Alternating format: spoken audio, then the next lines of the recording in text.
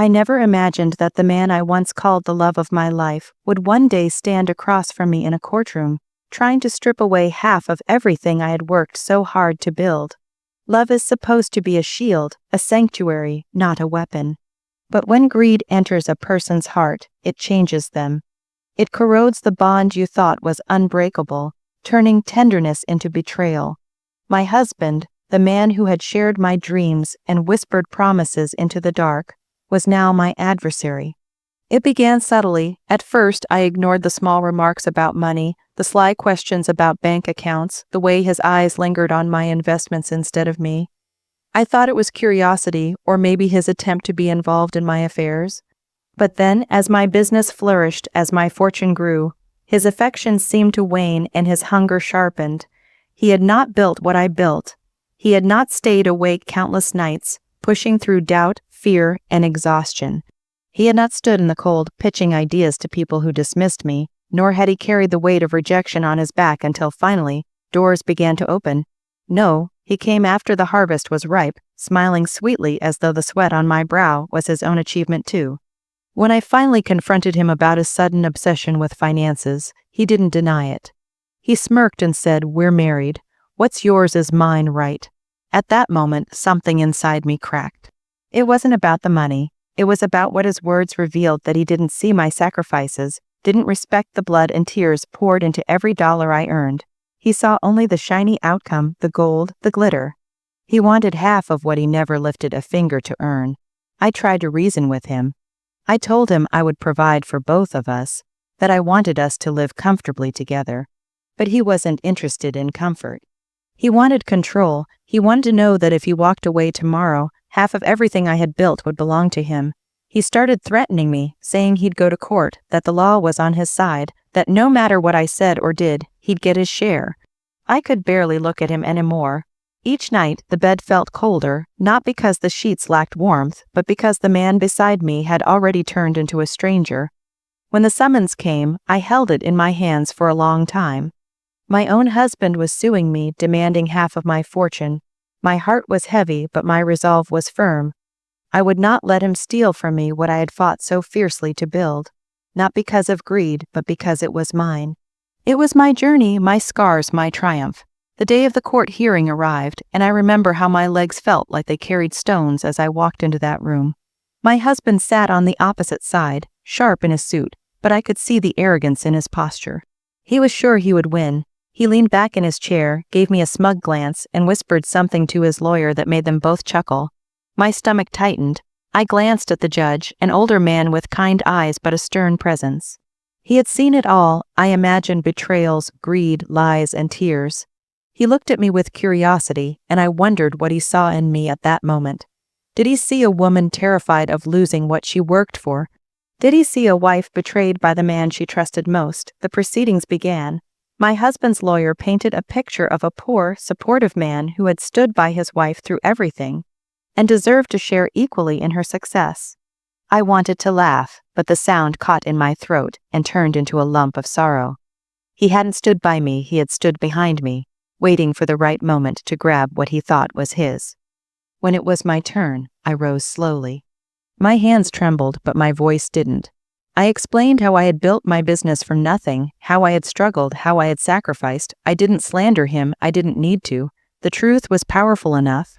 I spoke of the long nights when he was asleep while I was still working, of the times he told me my ideas were foolish, of the discouragement he offered when I needed encouragement most. Then, with a calm I didn't know I possessed, I reached into my bag and pulled out an envelope. Every eye in the courtroom followed that small, unassuming object. My husband's lawyer smirked as though I was pulling a desperate trick.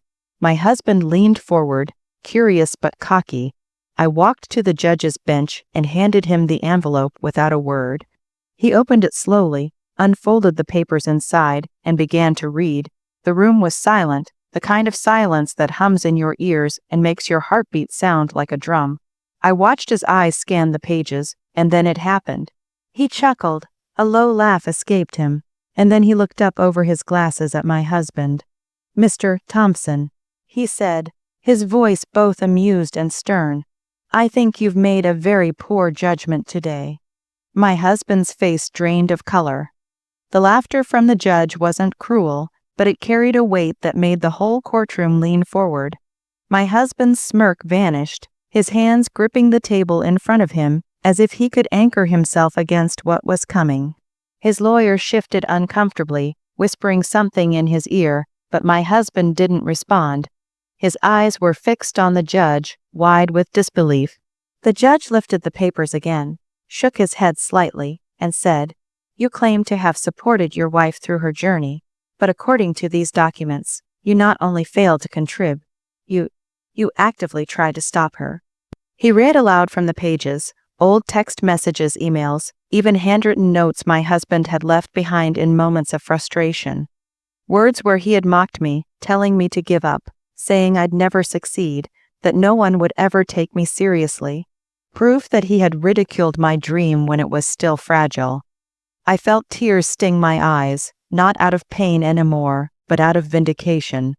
For years I had swallowed those words, pretending they didn't wound me, pretending they were just careless comments. But they had cut deep, each one leaving a scar, and now, in front of everyone, the scars had become evidence. The judge continued, "It seems, Mr. Thompson, that your wife's success came not because of your support but despite your opposition. And furthermore," he paused, flipping to another page, "your financial history shows multiple withdrawals from her personal accounts without her consent. Would you like to explain those?" A gasp rippled through the courtroom. My husband's face turned crimson. He stammered, trying to find words, but the silence around him pressed down heavier with each second. His lawyer cleared his throat and muttered something about miscommunication between spouses. But the judge's frown deepened. I stood silently, my heart pounding. The envelope had contained everything I had saved over the years, not out of malice, but out of instinct. Bank records, proof of unauthorized withdrawals, and those hurtful messages he had carelessly left behind. I had kept them tucked away, a quiet archive of my struggle, never knowing they would one day save me. My husband finally found his voice. That's taken out of context. He sputtered, She's twisting this. I was just frustrated. I didn't mean those things, and the money. I was borrowing, that's all. Borrowing from my own wife, is that a crime?" The judge leaned back in his chair, a hint of incredulity in his expression. Borrowing. Without permission, and using it to gamble, according to these bank statements. That's not borrowing, Mr. Thompson. That's exploitation. The room buzzed with whispers. I could see people's eyes on me, some filled with sympathy, others with admiration, but I didn't care about their judgment. I cared about the truth finally being seen.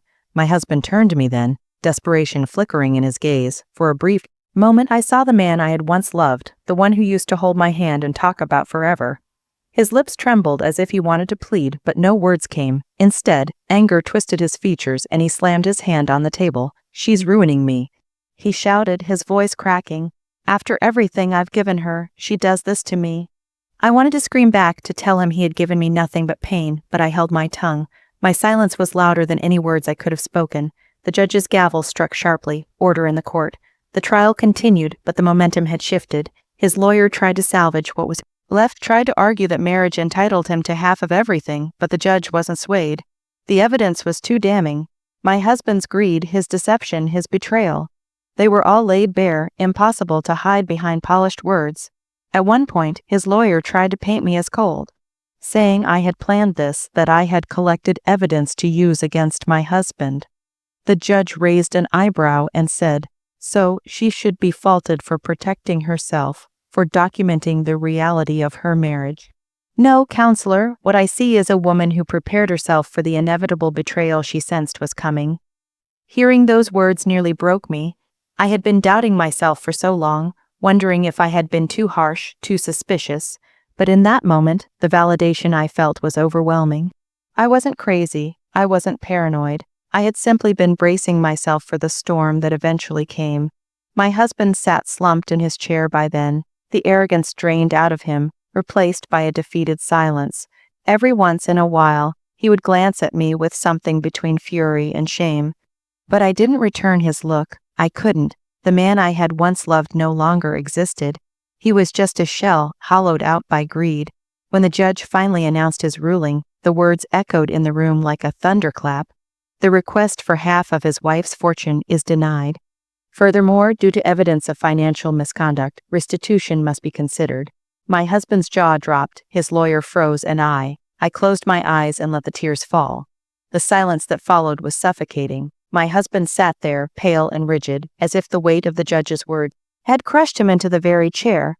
The courtroom seemed to hold its breath, every eye flicking between him and me, and for the first time in years I didn't feel small. I didn't feel like the woman begging for scraps of affection. I felt seen. The judge continued, his voice calm but firm. Marriage is a partnership, but in this case, the evidence shows a one-sided effort. Mrs. Thompson built her life, her business, and her future through her own hard work, while Mr. Thompson contributed nothing but financial strain and emotional sabotage. Therefore, his claim to half her fortune is not only unjust, it is insulting. My chest tightened, a mixture of relief and sorrow colliding inside me. The words I had prayed someone would say out loud were finally spoken, not by me, but by a figure of authority. For so long I had felt like I was shouting into an empty room, unheard and unseen. Now the truth was undeniable. I glanced at my husband, his eyes darted wildly as though searching for an escape. He muttered something under his breath, fists clenching, but there was no fight left in him. The evidence had stripped him bare, leaving only his desperation. As the judge finalized the ruling, I felt a wave of emotion crash over me. It wasn't triumph. It wasn't about winning. It was about survival, about proving to myself that I wasn't weak, that the years I had endured weren't in vain. I had always told myself that one day the truth would matter, and now in this courtroom it finally did. When it was over, I gathered my things quietly. My legs trembled beneath me, not from fear anymore, but from the release of all the tension I had carried for so long. As I walked toward the exit, I felt his eyes on me, burning with a mixture of rage and regret. For a split second, I thought he might say something. An apology, a plea, anything. But he didn't. He just sat there, hollow, defeated, undone by his own greed. Outside the courtroom, the air felt different, fresher, lighter, as though the universe itself had exhaled. With me, I closed my eyes for a moment, letting the sunlight warm my face, and then I felt it tears streaming down, unstoppable. They weren't tears of sadness alone, but of release, of mourning for the love I thought I had, and of gratitude that I had finally broken free. I thought about the years I had spent dimming my own light to keep him comfortable, sacrificing my dreams to make space for his ego. I thought about the nights I cried quietly in the bathroom, the mornings I forced a smile, the moments I questioned if I was worth anything at all. And I thought about the envelope, the simple collection of papers I had carried with me like a secret shield. It wasn't the money he wanted that defined me. It was the proof of everything I had endured and survived. As I walked down those courthouse steps, I realized something important. I had been waiting for justice from the wrong person. I had been waiting for him to acknowledge my worth, to recognize what I had given. But justice had come from within me, from the strength it took to keep going, to build, to protect myself when no one else would. I didn't look back, not once, because behind me was a man who tried to take everything and ended up with nothing. And ahead of me was a life I had built with my own hands, stronger now than ever, because it was no longer chained to someone who only wanted to see me fail. And though I carried scars, emotional, invisible, but real, I also carried hope. Hope that one day I would no longer feel the ache of betrayal, only the pride of survival. Hope that I could finally rest at night without fear of what tomorrow would bring. Hope that, in time, I would forgive myself for staying so long with someone who never truly loved me. Because in the end, the judge may have laughed at him, but I finally smiled for me.